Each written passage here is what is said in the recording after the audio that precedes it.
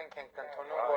որովհետև հատ չի լինում լուծել երկարատևում, ուզում ենք օրենք ընդունենք հեշտացված կարգով։ Դե դա։ Հիմա մեր մոտեցումը գիտեք, հիմա հա թղթերով անօրինական է, բայց մենք էս եմ ասում եմ մարդը տունը սարքել է 40 տարի մեջ ապրում։ Ինչ պետք է ասենք, ոչ չենք ասելու դուրս եկեք տնից կամ ոչ չենք ասելու։ Հիմա դրա համար, քանի որ շատ է թիվը հատ մարդիկ դիմում են, հատ-հատով մինչև լուծում ենք տարիներ ա տևում։ Հիմա փաթեթով 300 մետր ուժի մեջ է։ Որ 300 մետրը։ Այդ մանրամասն էստեղ չեմ ճիշտն ասած որ ասեմ։ Բայց բանն է նա օրենք ենք ընդունում, որ փաթեթով լուծեն։ Ես երեք խոսում ենք, ես չգիտեի որ դավթաշենը մեր տենց խնդիր կա։ Հաղթանակ գյուղը գիտեի, Սիլիկյան թաղամասը գիտեի։ Երեք որտեղ կենտրոնում, Երևանի կենտրոնում տենց խնդիր։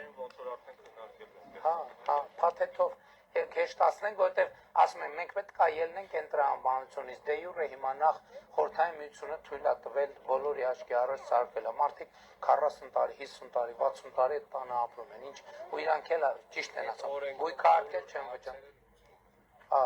ու հեշտացված կարգով,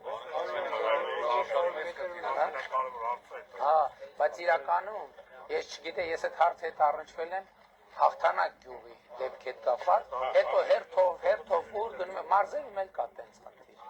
որովհետև ու փաթեթով պետք է լուծենք, որովհետև չէ, նույնն է,